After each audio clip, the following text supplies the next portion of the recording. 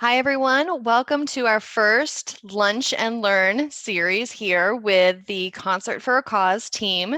My name is Catherine Valaket. I'm on the board of directors for Concert for a Cause, and I work with the events and event staffing team. So I'm actually the director of events, and I'm here, and we're organizing this special understanding and enlightening series so we can share more about music therapy with our president, Caroline Buckner, who's here as our guest speaker, but also our expert for the series to come. So, to kick this off, the way this is going to work is that everybody can join us for a very brief time on Facebook or another social media platform. We're going to have about 20 to 30 minutes where we go and share more about experiences, expert opinions, and overall guidance about what music therapy is. And specifically for this session, we are going to be learning about what is music therapy. So now to kick it off, I'm going to be talking directly with our president, and she's going to be sharing more about what's going on now and then what is upcoming for Concert for a Cause. So thank you for being here, Caroline. I appreciate it. Of course, I'm excited to talk to you. Definitely, definitely. And, we have a lot of questions today, but I really want to kick it off with the general question. Can you tell us a little bit more about what music therapy is? Yeah, I'd love to. So, the American Music Therapy Association officially defines music therapy as the clinical and evidence based use of music interventions used to accomplish individualized goals within a therapeutic relationship. And this is done by a credentialed professional who's completed an approved music therapy program. So, that's kind of a mouthful, and we're going to break that down a little bit. Music therapy falls under the healthcare profession, so it's along the lines of physical therapy, speech, or occupational therapy.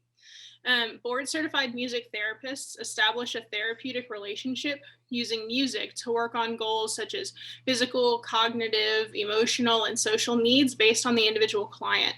Clients range from babies in the NICU and pediatrics in general, children in K through 12 school systems, adults with developmental or intellectual disabilities, geriatrics, and hospice and palliative care. So there's a wide range of clients that a music therapist can work with.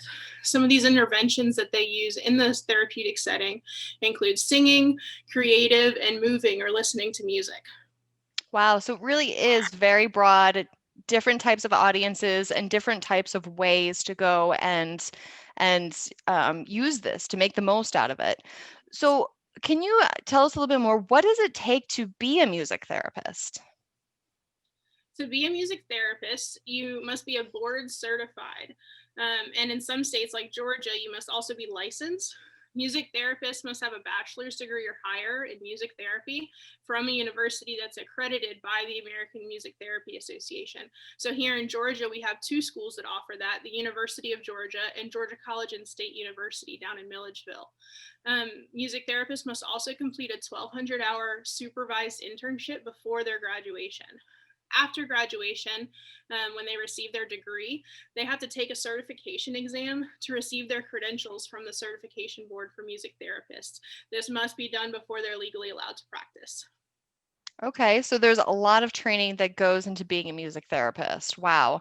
Can any musician volunteer their talents as a music therapist at a retirement community or a children's hospital, for example? Not quite. Music volunteers are incredibly important to our community, but that doesn't make them a music therapist. Music has the ability to trigger all sorts of emotions, and by providing music making activities to community members, music volunteers are engaging people in social activities. Since there are a limited number of music therapists, music volunteers allow more people to benefit from the positive effects of music. Wow, wow, that's really interesting. So, we have some viewers out there watching right now. How can one of our viewers find music therapy services right now? Music therapists work in many populations, so there's quite a few answers to that question, and they can be found in many places. For example, in the geriatric field, music therapists are often employed as activity therapists for assisted living facilities. So they're already planning a lot of the events that you'll see available at those communities. Residents would get regular access to group activities, but could also be referred for individual visits if the music therapist is on staff there. For a hospital setting, it depends on the hospital. The best way to obtain services would be to check with the care team to see if music therapy is even offered at the facility. And if it is, you can ask for a referral, and the music therapist will be part of the interdisciplinary group in your care. In the school setting, music therapy is included in the IEP. It has to be requested, and you have to make sure there is a licensed music therapist on staff with the school district. But again, you can ask for a referral, and a lot of times it would be included under additional services. Like other populations, it really does depend on whether or not a music therapist is employed by the school district. But for example, here in Fulton County, I think the last time I talked to one of them, there were about 17 of them on staff. So Fulton County does amazing work with music therapy in its schools. Okay. So here's a pretty big question. What if you're not benefiting from a facility? Is it covered by insurance? That's a fun question. All right. So if there isn't a music therapist employed by the facility you're at, or you're not at a facility, you're just a regular community member that is looking for music therapy services, there are many private practices that do accept a wide variety of clients. These can be found by visiting the American Music Therapy Association's website. I believe it's musictherapy.org, or sometimes you can just do it with a Google search. And that you can find a couple of practices in the area, and a lot of times their websites will list what types of clients they specialize in and where their geographic range is. As for funding, it kind of depends on the facility. Private practices are often funded through clients' insurance, out-of-pocket payments, or various grants and outside source funding. Medicare, for example, lists music therapy as a reimbursable service under the activity therapy subcategory, if we want to call it that. For it to be reimbursed, it must be prescribed by a physician. It must be goal directed with a treatment plan, and the individual must show different levels of improvement that are a result of the music therapy. Medicaid, on the other hand, is dependent by state. There are only a handful of states that allow payment for services, and there are a lot of restrictions they put in place regarding the population and the functional outcomes of the music therapy services. Private insurance reimbursement is on a case-by-case basis, unfortunately. It is becoming more widespread as the demand for music therapy services increases. However, the music therapist or someone on staff with the private practice must initiate and complete all the steps in the reimbursement process. So some private practices don't offer it as a payment option. That would be an important question to ask if you're looking to start services somewhere. Okay. That's really a lot of great information. You mentioned that sometimes private practices are funded from outside sources. Is this where Concert for a Cause comes in? Sort of. We don't provide direct reimbursement for services, but we do provide assistance in other ways, both for private practices and for practices that are part of a facility. We offer 2 grants, and they're available annually to any board certified music therapist practicing in Georgia. Our resource grant provides funds to purchase or maintain instruments or sensory equipment and technology that could assist the music therapists in better serving their clients. Our project grant provides funds to implement new programming. So this could be offered at a private practice or at a facility. So Concert for a Cause works, and I guess on the back end of helping rather than directly for services. We also collect items through our Amazon wish list. So we can provide supplies such as instruments, books, sensory tools, and maintenance supplies that are needed to keep a music therapy program up and running. These items can be requested by any Georgia music therapist to serve their clients at any point throughout the year. Wow, that's really incredible. That's awesome. This is a lot of great information about music therapy in general. I know I'm part of the Concert for a Cause board of directors and staff, but I'd really love to hear your story about how Concert for a Cause got started. Whew, we're old now. So we began back in 2014, originally as my Girl Scout Gold Award project. This was kind of intended to be a one-time concert. and here we are. It's been 7 years now. So 3 years after we started our first project, we had a whole bunch of support from the community, and that's when we became an actual 501c3 nonprofit. We're dedicated to raising awareness for music therapy, and we do that through music-centered community events. So we really do try and partner with individuals and businesses in the community to strengthen that bond. These events could be virtual or in person, more so virtual this year.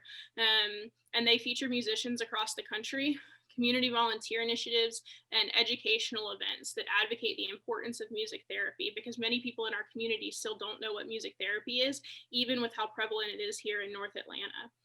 Our events primarily occur here in Fulton, Cobb, and Cherokee County. And we partner with local high schools and universities and community service organizations who host events on our behalf. So the signature fundraiser that we have is an annual community charity concert in June. It's self-titled Concert for a Cause.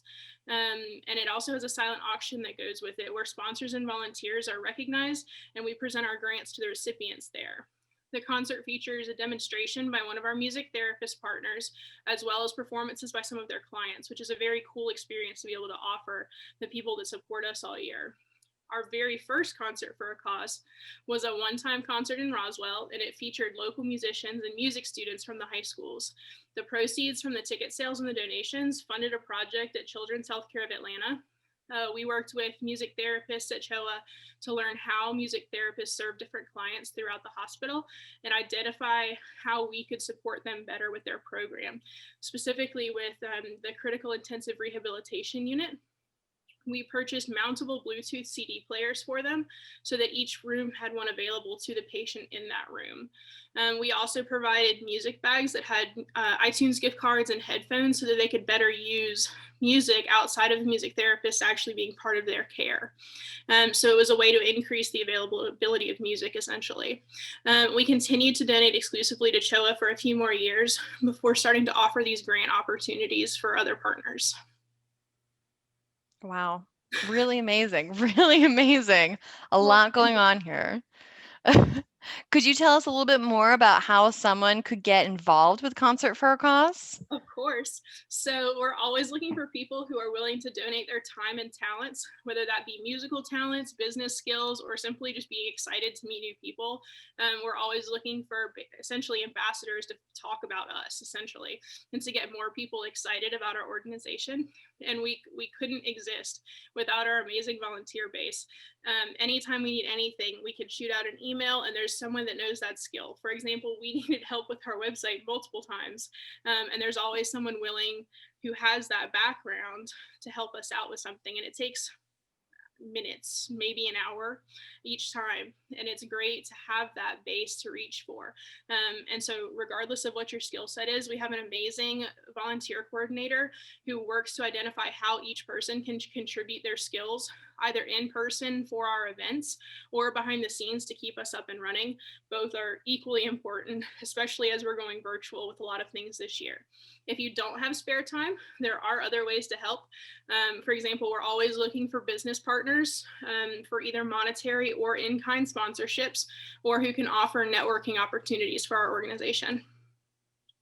Wow, that's great. And folks, too, I just want to take a second to really highlight that there are so many opportunities with Concert for a Cause, especially for this year, too. If you're interested in working with this organization, donating your time, we have virtual opportunities, too. So everybody has a chance to go and find an opportunity that makes them feel comfortable and then still be able to go and, communicate and work with our community and, really work towards a huge purpose and be impactful. So don't worry, we are always available to go and answer your questions for that. But I'm really glad that Caroline can share this too, and she's just the best person to talk to about this. I think your is amazing. We've been together for, most of us have been together for 2 or 3 years now, and you've joined us this year, and we just get it done, and we have so much fun doing it. Our board meetings it's practically a party. It feels like. It's so true. It's so so true. It feels good to do something for our community, and it feels good to work with people who have the same passion too. It's just an all around like amazing group of friends and family just working together. Here's a great question, and I already know, but I would love to hear it from you, Caroline. Does Concert for a Cause have any events coming up that we should be on the lookout for, that our viewers can be on the lookout for? Giving Tuesday. It's our biggest fundraiser, especially online, of the year. And by the time this is posted, that'll be tomorrow. So tomorrow is our biggest day of the year. If you're not following us on Facebook and Instagram, it's at Concert for a Cause MT, and you should be dialed into both. We post a lot of, especially memes, and we'll have this kind of educational content coming out, where we could even feature additional music therapists that are going to join us. But that's also how you learn about all of our prizes for Giving Tuesday for your donations, just so that we can say thank you for your support.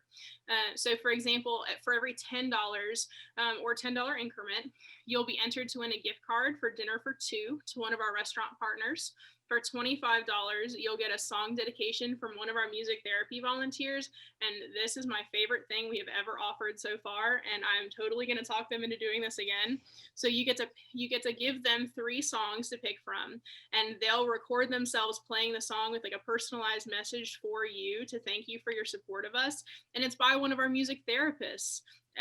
I'm so excited. I'm donating just so that I can do that and to call out some of my music therapy friends. We're going to see how good their playing skills are. Anyway. Absolutely. No, that's great. That's great. I'll be donating. It's going to be a really, really fun year for this. A lot of companies are involved with this type of thing. This has really become a national movement of Giving Tuesday. So really stay tuned for that and make sure that you are ready for this upcoming Tuesday, December 1st, right?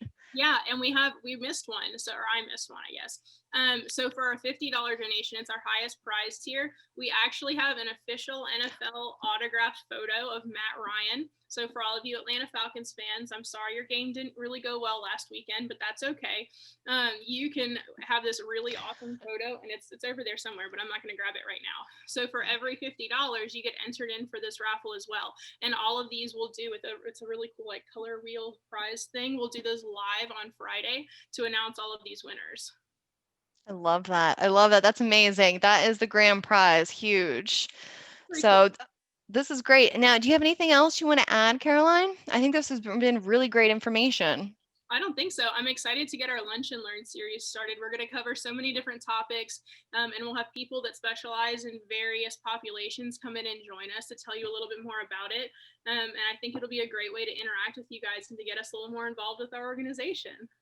Great. Yeah, I completely agree. We're going to have more coming for you folks online. So stay tuned, get involved too. All you have to do is join us on Facebook, just as a little baby step. Get started. So learn more about music therapy and listen to some great tunes too, and be part of our community. We're here to help and we're here to go and share.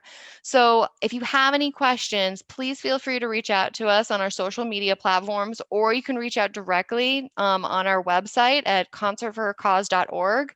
And we're always there to help and answer questions. Thank you so much for joining us, Caroline, and we will make sure that we'll talk to you soon. Of course, bye. All right, bye. Thanks.